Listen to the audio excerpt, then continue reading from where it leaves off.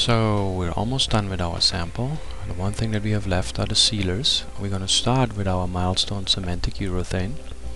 As you can see, Liz is shaking it up a little bit. There are solids in the urethane that tend to settle at the bottom. And then she's pouring it into her paint tray. For the application of the urethane, we'll be using a painting pad. These pads come in different sizes. This one is a 6-inch. In the field we more frequently use a 10-inch. They all have fine hairs on them, and the manufacturers recommend that you wash the pad off and dry it off before you first use it to get rid of any loose hairs. We actually make little lint rollers out of the masking tape that we use for taping off our areas and remove hair prior to any application, even on a pad that we have used in the past. We seal all of our display samples with the cementic urethane. It locks in the color, and it also stabilizes the pH value of the Milestone, which allows the subsequent installation of other sealers that could not be applied directly to Milestone. As you're watching Liz, you can see that she is applying the sealer in circular motions. This is important because if you have accidental buildups of sealer left behind, they visually will blend more with the Milestone finish if they're applied in circles than if they're applied in straight lines. On this first coat of cementic sealer, the absorption rate of the Milestone is so high that Liz doesn't even need a rag to work it into the surface. You can just use the pad and move the sealer around until it has disappeared completely into the surface.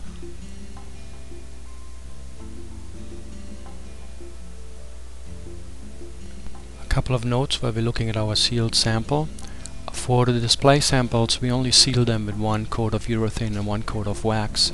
Working in the field, we apply a minimum of 2 coats of urethane as well as 2 coats of wax. When working on a vertical surface, we start sealing from the bottom with the urethane as well as the wax, because it helps controlling any drips that occur. You still want to wipe up your drips as soon as possible, but it certainly helps if any drip that occurs falls on a sealed surface rather than an unsealed surface.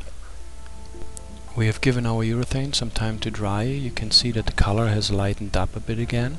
Now we're ready to apply the Milestone Cementic Canuba wax. The wax comes in a concentrated form. You'll need to dilute it 1:1 with water prior to using it.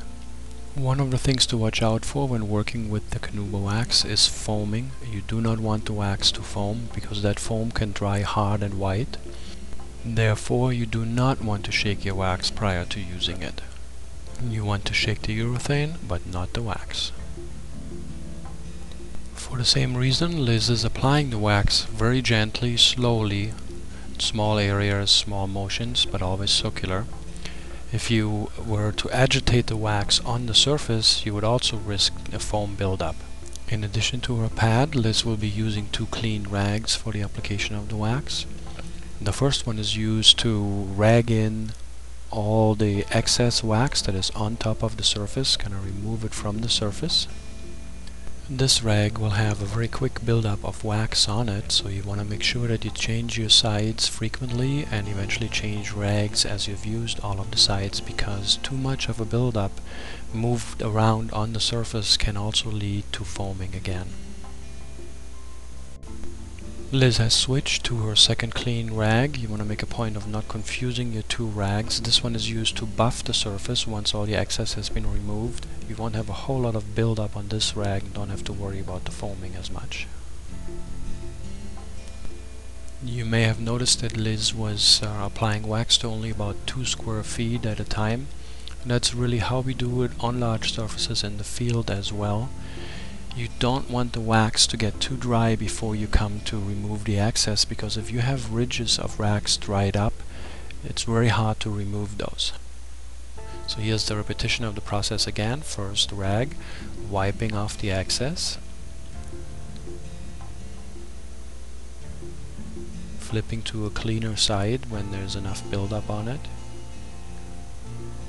and then switching over to the buffing rag. You can imagine that when we're working on a large surface, we actually go through boxes full of rags on the job. Fortunately, you can wash them and reuse them, so you don't have to buy a new box every time.